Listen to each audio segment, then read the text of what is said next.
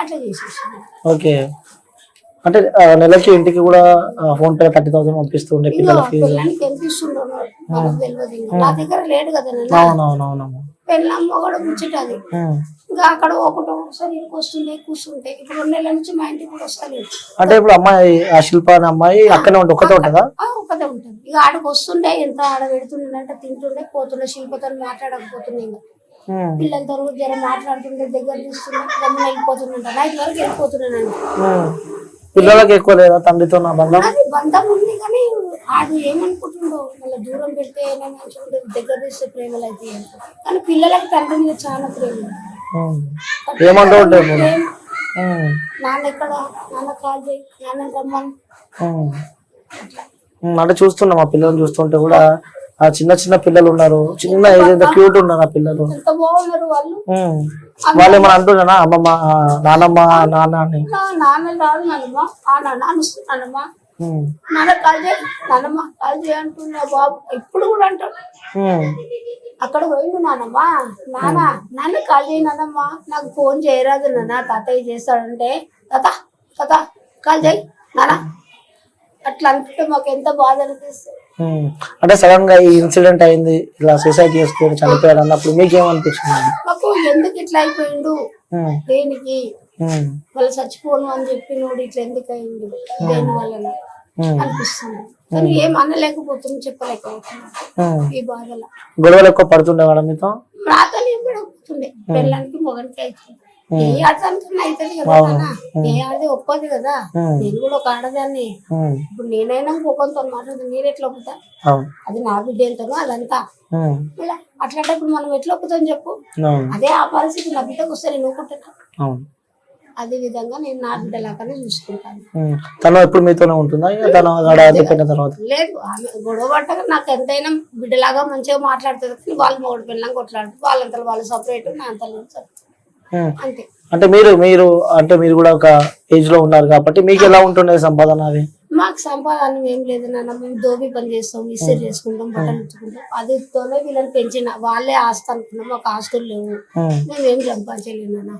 చేసుకోవాలా, తినాలా. ఆ మందం ఏదో చిన్న గుర్చే సంపాదించుకున్నాం, ఇలా ఉన్నాం అంతే. ఎంతమంది కొడుకులు? నాకు 2 కొడుకులు, 1 బిడ్డ. 2 కొడుకులు, 1 బిడ్డ అంతే. అందరి పెళ్లి చేసిన వీళ్ళని అడాగ కూడా చేసి కూడా 6 ఏళ్ళు అయింది వీళ్ళకి. ఎవరిది వాళ్ళు బతుకున్నారా బాబు, మాది మేము ఉంటామని మాది మేము వండుకుంటాం.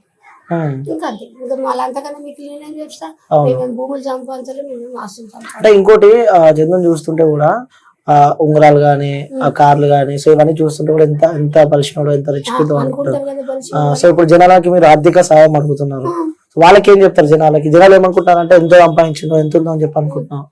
ఏం సంపాదించి కనబడుతుంది, కిరాయి ఉంటాడు సంపాదించినోడు అయితే. కిరాయి అవును, మరి సంపాదించినోడు మీరు అడిగిన దానికి నేను చెప్తున్నా. ఆయన ఒక 2 అంతస్తు బిల్డింగ్ కట్టి పిల్లల్ని మంచిగా ఏసీ రూమ్ లో వండక పెట్టకపోయిండు, పిల్లల్ని ఏసీ రూమ్ లో వండ పెట్టకపోయిండు. చందు ఉంగరాలు పెట్టుకోగానే ఏ రోడ్డు గోలు చేసుకుంటుంటావు, మళ్ళీ బంగారు చేసుకుంటుంటావు. మీరు కూడా నమ్మొచ్చు కదా, అవునా కదా? చందు ఎర్రగ బుర్ర ఉన్నాడు, ఎత్తు పొడుగు ఉన్నాడు, పర్సనల్ ఉన్నాడు. మరి పిల్లల్ని ఏసీ రూమ్ లో, పిల్లల్ని ఏసీ రూమ్ లో 2 అంతస్తు బిల్డింగ్ లో పెట్టిండంటే నేను నమ్ముతుంటే. మరి ఆయన ఎందుకు కిరాయి ఇళ్ళలో ఉండి నెలకు 10,000 కడుతుండు? అంటే జనాలకు తెలియదు, వాస్తవాలు ఏమనేది తెలియదు, నమ్ముతారు. కరెక్టే కదా, నువ్వు అడిగిందని నేను చెప్తాను. ఆస్తులు ఉన్నాయి అని మీరు అనుకుంటారు. ఆస్తులు ఉన్నప్పుడు కిరాయి ఉంటారా? మరి నువ్వు బంగారం అవి ఆస్తులు ఉంటే మళ్ళీ అవి దేవత లెక్క ఉంటుండే కదా.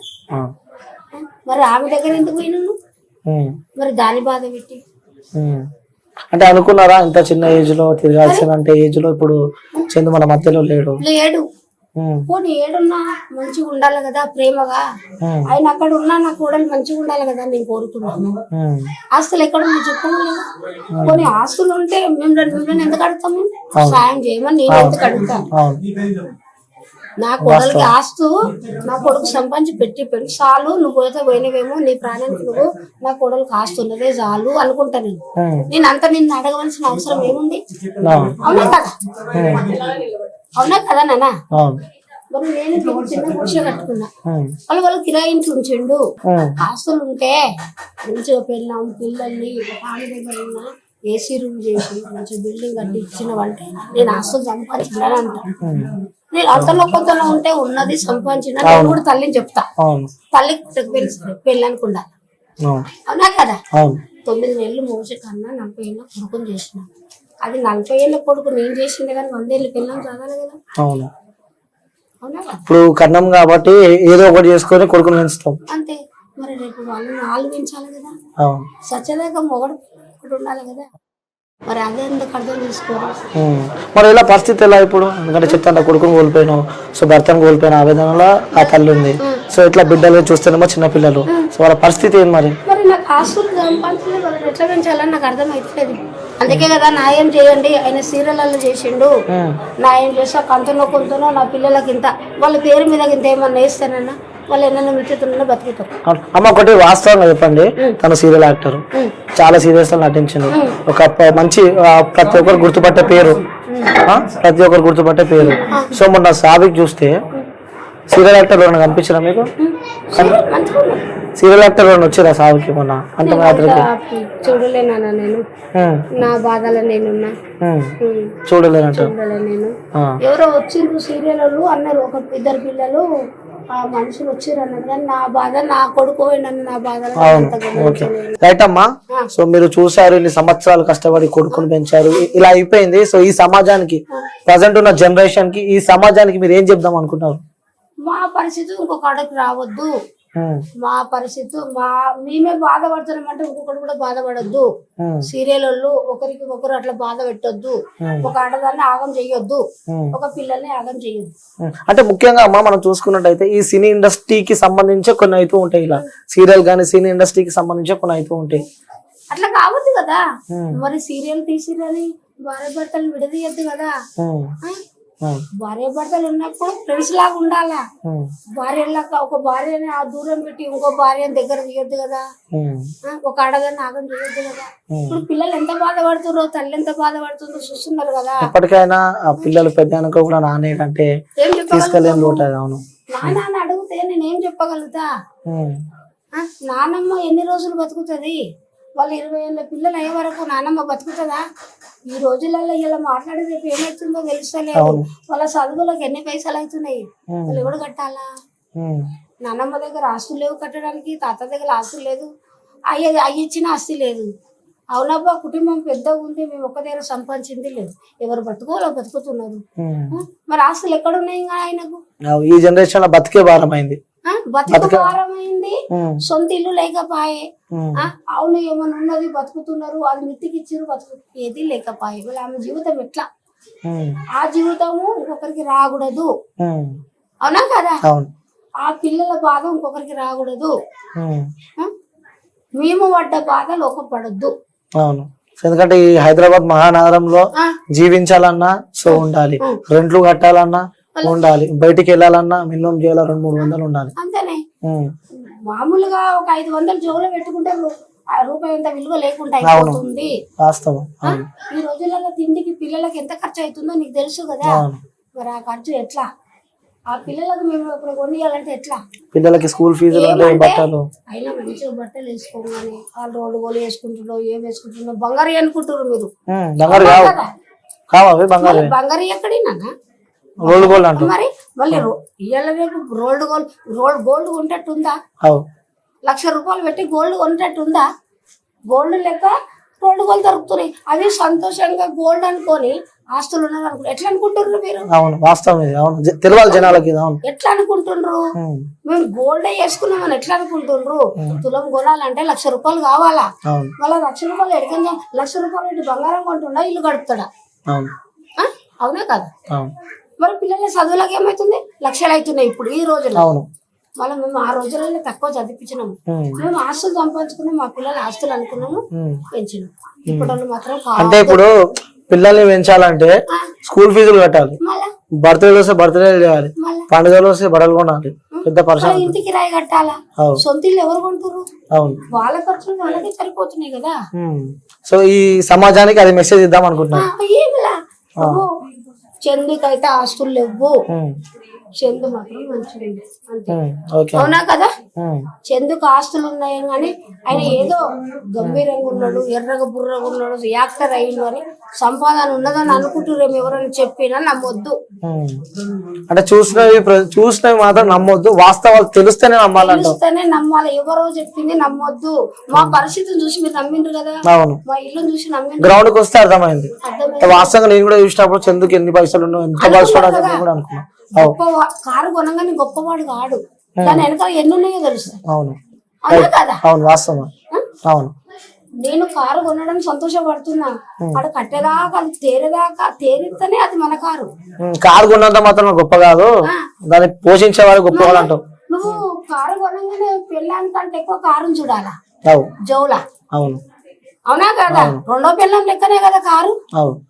పెళ్ళాన్ని పక్కన పెట్టి పెళ్ళాన్ని తినబెట్టాలని 100 రూపాయలు పోతాయి, కారుకి అయితే 1000 రూపాయలు కావాలి. అవును. మరి అది ఎందుకు తెలుసుకుంటలేదు? పెళ్ళం ఒకప్పుడు తినకుండానే ఉంటది, కార్ లో డీజిల్ పోసినా పోతుంది, కారు లేకుంటుంటదా? అవును. ఇవాళ సోపు చేయమని అయిపోతుంది కదా. అవును.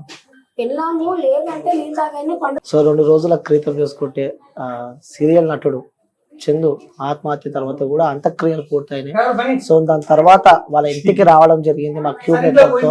సో వాళ్ళ ఇంటికి వచ్చి వాళ్ళ పరిస్థితులు, సో వాళ్ళు ఎలా ఉన్నారు, వాళ్ళ స్థాయి అంటే వాళ్ళ స్థాయి ఏ విధంగా ఉంది, సో వాళ్ళు చందు అనే వ్యక్తి వాళ్ళ ఫ్యామిలీతో ఏ విధంగా ఉంటాడని చెప్పి కూడా పూర్తిగా ప్రతి ఒక్కటి స్టార్టింగ్ నుంచి చందు ఎలా ఉండేవాడు, తల్లితో ఎలా ఉండేవాడు, తండ్రితో ఎలా ఉండేవాడు, వాళ్ళ వైఫ్ తో ఎలా ఉండేవాడు అని చెప్పి కూడా ప్రతి ఒక్కటి క్లారిటీగా తెలుసుకోవడం జరిగింది. సో అందరికి ఒక ట్విస్ట్ ఏంటంటే, సో చందు సంపాదించింది ఇక్కడ ఏమీ లేదు, సో తను ఒక అద్దెకింట్లో ఉంటున్నా అని చెప్పి కూడా ఆ తల్లిదండ్రులు మనతో చెప్పడం మనం చూస్తున్నాము. సో వాళ్ళు ఒక ఆర్థిక సహాయం కోరుకుంటున్నారు, ఎందుకంటే చందుకు ఇద్దరు, ఒక బాబు ఒక పాప ఉన్నారన్నమాట, చిన్న బాబు పాప వాళ్ళు.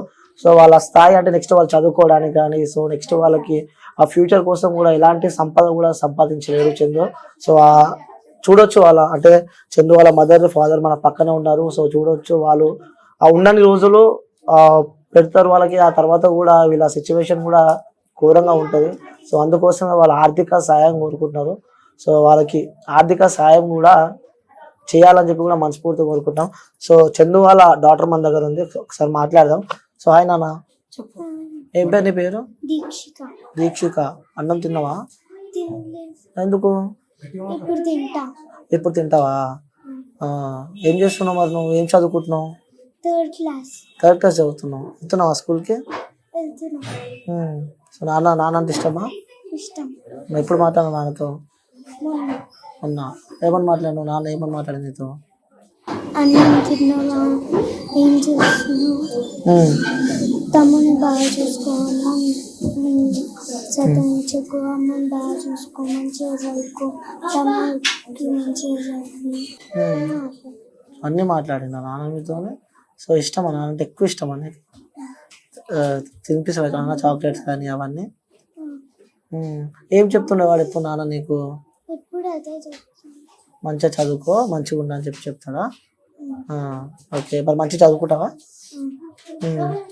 ఎలా చూసుకుంటారు నాని తాత? మంచిగా ఉంటారా నాని తాత మమ్మీ నీతో?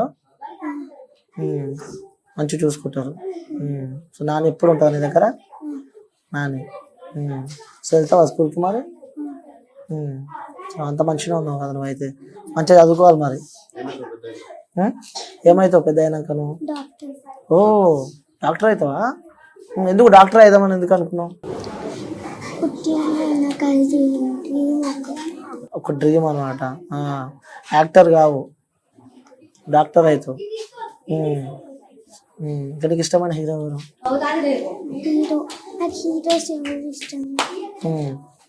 ఎవరు ఇష్టం ఉండదు. ఓకే. సో ఆయన ఎవరు? నీకేమవుతాడు? తమ్ముడు అవుతాడా? తమ్ముడు మంచిగా చూసుకుంటావా? ఏమంటాడు మీ తమ్ముడు ఎప్పుడు? నేను ఓకే అంటే నాన్న వస్తుండేవా? నాన్న ఎట్లా చూసుకుంటాడు నిన్ను? బాగా చూసుకుంటాడా నాన్న? వస్తూ ఉంటాడా ఇంటికి? నీ పేరు ఏం పేరు బేటా? రాఖీ. లక్ష్. తిన్నావా? అన్నం తిన్నావా? పోతున్నావా స్కూల్కి? పోతున్నావా? పోతలే? పోతున్నావు? ఏ క్లాస్ అవుతున్నావు? ఎల్కేజీ అవుతున్నావా? ఏమవుతావు నువ్వు పెద్దానికి? ఏమవుతావు చెప్పు. పోలీస్. ఇప్పుడు డాక్టర్, మీ అక్క డాక్టర్, నువ్వు పోలీస్ అవుతారా? అక్కే డాక్టరా నువ్వు? అర్థం కాదా? ఏం చెప్తావు చెప్పు. ఫైర్ ఇంజన్ పోలీస్ అవుతా, ఫైర్ ఇంజన్ నడిపిస్తా. ఫైర్ ఇంజన్ పోలీస్ అవుతావా? నాన్న ఏం చెప్తున్నాడు ఇప్పుడు నీకు? నాన్న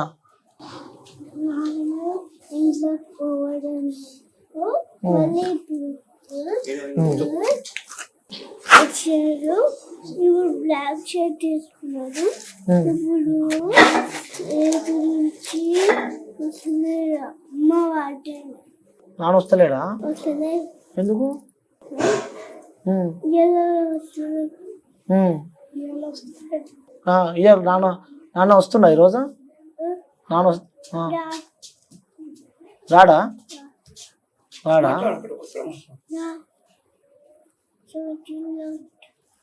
నాన్న ఇప్పుడు లేడు, షూటింగ్ లో ఉన్నాడా? షూటింగ్ లో ఉంటాడా? మిస్ అవుతుంటావా నాన్నని? గుర్తొస్తుంటాడా నాన్న?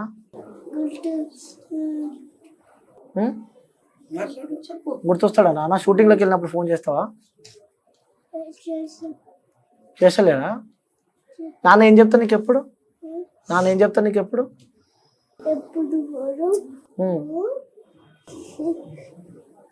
పోలీస్ అయ్యాక అంటున్నాను నేను. ఇప్పుడు పోలీస్ అవుతావు. నేను ఆల్రెడీ తీస్తాను. ఓకే, నువ్వు యాక్టర్ అవుతావా? సినిమాలో పోతావా? మీ డాడీ సినిమాలు నువ్వు పోవు, నువ్వు పోలీస్ అవుతావు అంటావు. సో అంటే వ్యూస్ చూడొచ్చు, అంటే ఆ చిన్న పిల్లలు చక్కగా నాన్నతో ఆడుకోవాల్సిన వయసు. మేబీ వాళ్ళకి ఇంకా తెలియదేమో అంత చిన్న పిల్లలు. సో నాన్న ఇంకా షూటింగ్ లోనే ఉన్నాడని చెప్పి కూడా, ఈరోజు ఇంటికి రాలేదని చెప్పి కూడా యాక్టర్ చందు కొడుకు అయితే చెప్పడం మనం చూస్తున్నాము. సో వీళ్ళకి కావాల్సింది ఏం లేదు, వీళ్ళకి తెచ్చిపెట్టింది కూడా చందు ఏం లేదనమాట. సో వాళ్ళ నాన్న, వాళ్ళ మదర్ మనం లైవ్ లో చూస్తున్నాము. వాళ్ళు ఐరన్ షాప్, అంటే బట్టలు ఇస్త్రీ చేసుకుంటా కొడుకులను పెంచి, 2 కొడుకులు 1 కూతురు అనమాట. సో వాళ్ళని పెంచి పెద్ద చేసి, వాళ్ళ పెళ్లి చేసి, వాళ్ళందరికీ ఒక లైఫ్ అంటూ వీళ్ళు ఇచ్చేసారు. సో వాళ్ళ కొడుకు ఎక్కడున్నా సంతోషంగా బతుకుడని చెప్పి తల్లి అనుకుంది, కానీ చివరికి ఆ కొడుకునే కోల్పోయింది తల్లి అనమాట. సో వాళ్ళకి కావాల్సింది ఏం లేదు. సో ఆర్థికంగా వాళ్ళు ఇబ్బందులో ఉన్నారు. సో ఆర్థికంగా సాయం చేయాలంటూ కూడా తల్లిదండ్రులు అంటున్నారు. సో చందు వాళ్ళ మదర్ ఫాదర్ అంటున్నారు. సో చిన్న పిల్లలు ఉన్నారు. సో వాళ్ళకి ఫ్యూచర్ కోసం, ఎందుకంటే ఈ జనరేషన్ లో, ఈ టైంలో బయటికి వెళ్ళాలంటే మినిమం ఒక 500-600 లేనిది కూడా బయటికి వెళ్ళలేని సిచ్యువేషన్ లో కూడా ఈ జనరేషన్ నడుస్తుంది. సో చిన్న పిల్లలకు కూడా చూసే వ్యూయర్స్ ప్రతి ఒక్కరు ఎంతో అంత వాళ్ళకి సహాయం అయినా చేస్తారని చెప్పి కూడా మనస్ఫూర్తిగా కోరుకుంటున్నాం. సో అలాగే మా క్యూబ్ నెట్వర్క్ తరఫు నుంచి కూడా వాళ్ళకి సహాయం చేద్దాం అనుకుంటున్నాం. సో చిన్న పిల్లల వాళ్ళు, సో ప్రతి ఒక్కరు దయగలిచి మీతో అయిన సహాయం చేసి వీళ్ళ లైఫ్ కి మీరు కాపాడాలని చెప్పి కూడా మనస్ఫూర్తిగా కోరుకుంటున్నాం. సో చూడొచ్చు చందు వాళ్ళ డాటర్, అలాగే వాళ్ళ సన్, వాళ్ళ ఫ్యామిలీ కూడా ఉన్నారు. సో మా క్యూబ్ నెట్వర్క్ తరఫు నుంచి కూడా మేము వాళ్ళకి ఆర్థికంగా ఎంతో అంత మాకు తోచినంత కూడా మేము సాయం చేస్తున్నాం. సో ప్రతి ఒక్కరు సాయం చేస్తారని చెప్పి కూడా మనస్ఫూర్తిగా కోరుకుంటున్నా. ఒకసారి ఇవ్వనా? ఓకే, సో మంచిగా చదువుకోవాలి.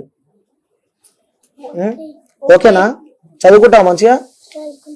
పోలీస్ అవుతావు పక్క, అవుతావు. నువ్వు డాక్టర్ అవుతావు పక్క. ఓకేనా? ఓకే, థ్యాంక్ యూ బేటా, బాయ్. తేవాలంటే లేదు అన్నీ చేసి వచ్చాను, అంత అవసరం ఉంటే నేను చెప్తాను చెప్పడము జరిగింది. అక్కడికి అతను పోయాడంట. అతను లోపలికి పోయి ఆయన గుల్లం పెట్టుకున్నాడు. అక్కడికి చెప్పాడు అతను. తర్వాత మేము సాయంత్రం 3, 4, 5 వరకు ఏ ఇంటిమేషన్ లేదు. ఇంతమంది దోస్తులు అంతమందికి మేము ఫోన్లు చేయడం జరిగింది. ఎవరు రెస్పాన్స్ ఇస్తలేరు, ఎందుకంటే మా దగ్గర లేడు. మేము కూడా ఫోన్లు చేసిన ఎత్తుతలేడు అని చెప్పడం జరిగింది. మళ్ళీ సాయంత్రం 4 తర్వాత మా కోడలు గారు, శిల్ప గారు ఏం చేశారు, 2-3 పిల్లల్ని పిలిపించి అక్కడికి ఫ్లాట్కి పంపడం జరిగింది. ఫ్లాట్కి పంపించడం తర్వాత వాచ్మెన్ తీసుకుపోయాడు. వాచ్మెన్ తీసుకుపోతే ఫ్లాట్కి పోదామంటే, బాబు నేను రాను, నేను తీయను, ఎవరైనా పోలీస్ కంప్లైంట్ చేశాను నేను వాచ్మెన్ని, వాళ్ళు వస్తున్నారు, వాళ్ళు వచ్చిన తర్వాత మీరు అడగండి అని చెప్పాడు. ఆ పిల్లలకు తోడి వాళ్ళు రూమ్ ఇరగొట్టనియలేదు, తీయనియలేదు. పోలీసులు వచ్చారు. పోలీసులు వచ్చి 3 పిల్లలతో మాట్లాడడం జరిగింది. మీరు ఏమవుతారని, ఫ్రెండ్స్ మేము యాజ్ పర్ రూల్గా మేము ఫ్రెండ్స్కు అన్ని ఎవరు వస్తే మేము డోర్ తీయలేము చేయలేము. వాళ్ళ పేరెంట్స్, మదరు, ఫాదరు, అన్న, అక్క, చెల్లి ఎవరు వచ్చినా మేము తీస్తాము చెప్పడం జరిగింది. నాకు కానిస్టేబుల్ ఫోన్ చేశాడు అక్కడ నుండి. సార్ మీరు ఎక్కడ ఉన్నారు సార్, మీరు చందుగాలి డాడీ అంటే అవును సార్, మీరు ఇక్కడ రాగలుగుతారంటే దారిలో ఉన్నారు సార్ అని చెప్పి ఒక ఫ్రెండ్ని తీసుకొని పోవడం జరిగింది. అక్కడికి వెళ్ళిన తర్వాత వాళ్ళు పోలీసు వాళ్ళు నన్ను తీసుకెళ్ళి మాట్లాడడం జరిగిన తర్వాత ఫ్లాట్కి తీసుకెళ్లారు. ఫ్లాట్కి తీసుకెళ్ళి ఓపెన్ చేయించాను. ఓపెన్ చేసిన తర్వాత నా వెంబడి వచ్చిన వాళ్ళు పిల్లల్ని దింపిపిచ్చారు. వాళ్ళు నేను ఓపెన్ చేయగానే చూశాను, బాల్కనీలో బాడీ హ్యాంగింగ్ అయి ఉంది. హ్యాంగింగ్ దింపమని చెప్పారు. వాళ్ళు ముగ్గురు పిల్లలు వెంబడి వచ్చిన వాళ్ళు దింపడం జరిగింది. దింపి ఒక బెడ్షీట్లో పండబెట్టారు. ప్యాంట్ షర్టు మొత్తం విప్పారు. ఏమైనా దెబ్బలు ఉన్నాయంటే దెబ్బలు ఇక్కడ ఏం లేవు, పుట్టుమచ్చలు చూశారు. అంటే ఇవన్నీ మనం గమనిస్తుంటే మాత్రం అంటే హ్యాంగ్ చేసుకున్న తర్వాత కూడా మీరు వచ్చిన తర్వాతనే డోర్లు ఓపెన్ చేస్తామని చెప్పి పోలీసు వాళ్ళు చెప్పారు. యాజ్ పర్ రూల్ అంటే వాళ్ళకి నేను వచ్చిన తర్వాతనే డోర్ ఓపెన్ చేశారు. ఓపెన్ చేయడం అంటే లోపలికి వెళ్ళాలంటే తనమన్నారు. ఆ పిల్లలు ఒక తను అంటే డోర్ ఓపెన్ అయిపోయింది. డోర్ అయిపోయినా చూస్తే ఎదురుగా హ్యాంగింగ్ అయింది బాల్కనీలో. అంటే ఒకవేళ వెంటనే డోర్ ఓపెన్ చేస్తే చందు బతికే అవకాశాలు ఏమైనా ఉంటున్నానా? ఇక్కడ నుంచి 9:45-10కి వెళ్ళాడు సార్. ఇక్కడ నుండి వెళ్ళిపోయిన తర్వాత మాకు ఫోన్ చేసి ఏం లేదు, వాచ్మెన్ చెప్పాడు లోపలికి వెళ్ళాడు, డోర్ పెట్టుకున్నాడు, దాని తర్వాత నుంచి తీయలేదు. డోర్ తీస్తే బతికి ఉండేవాడు, ఏమైనా తెలిసేవాళ్ళు. లేకపోతే ఇది అయిపోయినాక అప్పుడే మాకు 10, 11, 12కే తెలిసేది మాకు. మేము ఈ పిల్లలు పోవడం పట్ల అక్కడ ఉండడం తెలిసింది. మేము ఈ పిల్లల్ని అక్కడ పంపకపోతే మాకేం తెలియదు. మీకు తెలియదు, మాకు తెలియదు. వాచ్మెన్కి వచ్చి ఒక్కరికే తెలుసు, వచ్చిండు లోపల ఈ టైంకి పోయిండు అంతవరకు తెలుసు, కానీ సెకండ్ పర్సన్కి ఎవరు తెలియదు. తర్వాత వీళ్ళు వచ్చిన తర్వాత పోలీసు వాళ్ళకి అతను ఇన్ఫామ్ చేశాడు. సార్ ఉదయం ఒక వెళ్ళాడు ఇంట్లోకి 502 నంబర్లో వెళ్ళాడు, ఇంత డోర్ తీయలేదు. దానివల్ల మీరు కొంచెం వచ్చి ఏదైనా చేయడం చెప్పని జరగడంతో 3 కానిస్టేబుల్ వచ్చారు. నేను పోయేసరికి 3 కానిస్టేబుల్ వచ్చారు. సో ఏమన్నారు కానిస్టేబుల్? మీరు ఏమవుతారు మేడం? నేను నాకు కొడుకు అవుతాడు, నేను తండ్రి అవుతాడు. సరే డోర్ తీయమని చెప్తే అడిగితే కాలుతో ఒక తడ్డు తడినాడు. డోర్ ఓపెన్ అయింది. డోర్ ఓపెన్ అయితే బాల్కనీ హ్యాంగింగ్ చేసుకున్నట్టుగా ఉన్నది. కాళ్ళకు ఒకటి సన్న తెల్ల బట్ట కట్టి ఉన్నది. అంటే ఇదొకటి ఆ క్వశ్చన్ మార్క్ ఉంది ప్రతి దాంట్లో. అంటే ప్రతి ఒక్కరికి కూడా అర్థం కాలేదు. కాళ్ళకి ఆ బట్ట ఏంటిది, ఏదో శారీ అట్లా బట్ట, చీర బట్ట, ఫాల్స్, లేడీస్ ఫాల్స్ ఉంటాయి కదా సార్, అటువంటిది కట్టి ఉన్నది కాళ్ళకి. ఇట్లా ఉంది కాళ్ళు, ఇట్లా కట్టి దానికి బట్ట కట్టి ఉన్నది. అంటే అలానే ఉంది, అది ఇలా ఉన్నది కాళ్ళు, దీనికి బట్ట కట్టాడు. ఓకే, అది ఎవరు కట్టారు, ఎట్లా చేసుకున్నారు? మళ్ళీ లోపలికి వెళ్ళి గొల్లం పెట్టుకున్నాడు. మేము పోదామంటే పోలీసులు లోపలికి పోనీ వెళ్ళి ఎక్కడికి వెళ్ళి చేసారు, ఎవరైనా చేశారా, ఎక్కడ ఇతనే చేసుకున్నాడా, మరి అది ఎక్కడ వచ్చిందని మేము అడిగాను. సార్ ఇప్పుడు టైం చాలా అయిపోయింది, దానికి మనము ఫోటోలు తీసాము, ఎంక్వైరీ చేద్దామని చెప్పి పోలీసు నన్ను జరపడం జరిగింది. నన్ను రూమ్ నుంచి బయటకు పంపించిన తర్వాత ఆ 3 పిల్లలు బాడీ దించారు. బెడ్షీట్లో పడుకోబెట్టి షర్ట్ ఓపెన్ చేసి ఇంకెక్కడ దెబ్బలు ఉన్నాయి ఏదని చూశారు. ఎక్కడ దెబ్బలు ఏమి లేవు, ఏమి లేవు. ఒక తాడు ఉన్నది, ఒక తాడు నాకు తీసి ఇచ్చారు. ఉంగరాలు ఉన్నాయి, అవి వెళ్ళలేదు. అక్కడి నుంచి పోస్ట్ మార్టం పంపడం జరిగింది. నెక్స్ట్ పోస్ట్ మార్టం జరిగినాక ఇచ్చారు. అవి డూప్లికేటే, అవి ఏం పనికిలో పడేసడం జరిగింది. అని ఒక తాడు మాత్రం అక్కడే ఇచ్చారు పోలీసు వాళ్ళు. ఓకే, ఆ విధంగా జరిగింది. సో ఇంకోటి క్వశ్చన్ ఏమొస్తుందంటే జనాల అందరికీ, సో తను మొన్ననే యాక్సిడెంట్ అయింది, సో కొంచెం ఇక్కడ నర్వస్కి ప్రాబ్లం ఉండే, మరి అలాంటి వ్యక్తిని మీరు బయటికి అంత ఈజీగా ఎలా పంపించారని చెప్పి కూడా మాకు 16వ తారీఖు రోజు వచ్చింది సార్. యాక్సిడెంట్ అయిన తర్వాత అక్కడ 3వ రోజు అయిన తర్వాత ఇక్కడికి వచ్చాడు. వచ్చిన తర్వాత ఇక్కడ మీటింగ్ జరగడం పెట్టుకున్నాం. వీని గురించే మేము 10 మంది సమక్షంలో మాట్లాడదాం, ఎందుకు ఏం చేస్తున్నాం, అయిపోయింది, మధ్యలో వచ్చింది, మధ్యలో పోయింది, ఎందుకు పోతున్నాం మళ్ళీ అదని చెప్పి చెప్పడం జరిగింది. అయితే ఆయన ఇటువంటి పని చేశాడు. నేను చేసుకుని అలా అని చెప్పాడు, పోవద్దని చెప్పాం. వినేవాడు కాదు. 2 నిమిషాలు ఇక్కడ ఉంటే 2 నిమిషాలు ఇంకెక్కడో చేరుతాడు. మా మాట చాలా రోజులు వినక మాతో మాట్లాడడం జరగడం లేదు, మా మాట వినడం జరగడం లేదు, భార్య దగ్గరికి కూడా రావడం లేదు, పిల్లల దగ్గర కూడా రావడం లేదు. కానీ వాళ్ళకు 30,000 ఎవ్రీ మంత్ వాళ్ళ ఖర్చుల మందము, రెంట్కి, ఫుడ్కి, స్కూల్ ఫీజు, ఆటో ఫీజు చేరుస్తుండు ఫోన్పేలో. ఓకే, అంటే ప్రతి నెల ఇంటికి వస్తాడు కానీ ప్రతి నెల 30,000 వేస్తున్నాడు, ఫోన్పేలో చేస్తున్నాడు వాళ్ళ ఖర్చులు ఒకరికి. ఓకే, అంటే ఆల్రెడీ శిల్పతో తను 3 సంవత్సరాలు వెంటపడ్డాక కూడా 12 సంవత్సరాల నుంచి వెనుకబడ్డాడు, చేసుకున్నాడు. మేము వద్దన్నాము, నాకు ఇష్టం ఉంది డాడీ మేము చేసుకుంటామంటే ఒక 2 సంవత్సరంలో మేము వద్దు అన్నాము. మీరు వద్దంటే సరే నేను బయటికి వెళ్ళిపోతా అంటే సరే నువ్వు కాదుకున్న తర్వాత ఇక్కడ మొన్న ఒక సొసైటీ అయింది ఇట్లా సేమ్. ఒక అబ్బాయిని ప్రేమించిన తర్వాత నేను కూడా ఏమైనా చేసుకుంటాను మాకు భయంతో, సరే నీ ఇష్టం అని చెప్పి మంచిగా అందరి సమక్షంలో పెళ్లి జరిపించాం 100 మంది మధ్యలో. అంటే అమ్మాయి కూడా వేరే కులం అంట కదా? అవును సార్, మా అమ్మాయిది. ఓకే, మీదేది వాళ్ళ? ఓకే, అంటే ఇంట్లో ఒప్పించి మరి మేము ఇంట్లో ఒప్పించి మరి చేసినాం. చేసిన తర్వాత ఆమెతో ఉండాలి కదా, 2 పిల్లల వరకు మంచిగా ఉన్నాడు. 390 సీరియల్ స్టార్ట్ అయింది, ఈయన పోవడం జరిగింది సార్. జరిగిన తర్వాత ఆమె దాన్ని కొంచెం ఫ్రెండ్షిప్ పెరుగుతూ ఉంటే ఇక్కడ వరకు దారి తీసేది, ఆత్మహత్యలు 2 చేసుకోవడం. అంటే ఆ అమ్మాయితో ప్రేమలో ఉన్నట్టు. అంటే ఇంకోటి ఏంటంటే సీరియల్ మొత్తంలో సీరియల్ ఆర్టిస్టులకు సంబంధించి కూడా సినీ పరంగా చూస్తే వాళ్ళిద్దరికి అఫీషియల్గా మ్యారేజ్ అయిందని చెప్పి కూడా ప్రతి ఒక్కరికి తెలుసు. సో ప్రతి ఒక్కరికి ఏదో ఫొటోస్ పంపించారని చెప్పినాం. అలాంటివి మీకేమైనా వచ్చాయా? మీకు తెలుసు? మాకు మేము అడిగిన ఏంటిది రా ఇట్లా వచ్చిందంటే ఏంటంటే నేను చేసుకున్నాను, నేను లేదు డాడీ నేను చేసుకోలేదు. ఆమె డైరెక్ట్ చెప్పడం జరిగింది. పవిత్ర మేము పెళ్లి చేసుకున్న అంకుల్ గారు మేము మాకు చెప్పడం జరిగింది. ఫోన్ చేస్తే ఏంటిది అమ్మ ఇట్లా అంటే ఇట్లా ఫోటోలు వేస్తున్నారంటే అంకుల్ గారు మేము గుడిలో ప్లాన్ చేసుకుని ఎంతమంది ఉన్నారండి ఎవరు లేరు, మీరు ఇద్దరు చేసుకుంటే ఎట్లా జరుగుతుంది, మీ ఏజ్ ఎక్కడ అతని ఏజ్ ఎక్కడ, లేదండి మేము చేసుకున్నాము గుడిలో. గుడిలో చేస్తే ఎవరు నమ్ముతారు, మనం ఎవరి దానికి రెస్పాన్సిబిలిటీ ష్యూరిటీ ఏమున్నది అని మేము అడగడం జరిగింది. మేము మా కొడుకును మందలించారు చాలాసేపు. అది డాడీ నా ఇష్టం, మీరేమైనా పెడతారా, మీరేమైనా చూస్తారా, మాకేమైనా ఇస్తారా అని చెప్పి ఉల్టా మా మీద ఎగబడడం జరిగింది మా కొడుకు. అంటే పవిత్ర మిమ్మల్ని కలవడం జరిగింది ఎప్పుడైనా, మీతో మాట్లాడడం? మీ ఫేస్ కూడా వచ్చి సేమ్ ఈ ఫోటోలో మొబైల్లో చూడడమే జరిగింది, కానీ డైరెక్ట్ ఇట్లా ఎదురు బదులు చూసుకోవడం లేదు, మాట్లాడుకోవడం జరగలేదు. ఓకే, ఎన్ని సంవత్సరాలు అవుతుంది తను పవిత్ర? ఓకే, 3 సీరియల్ స్టార్ట్ అయినప్పటి నుండి. మరి అప్పుడు వీళ్ళ వైఫ్ శిల్ప గారు ఏమన్నా పెట్టారు? చెప్పి ఆమె కూడా చెప్పింది, కొట్టేవాడు, తాగికొచ్చి తిట్టేవాడు, కొట్టేవాడు, చాలా హింసలు పెట్టేవాడు.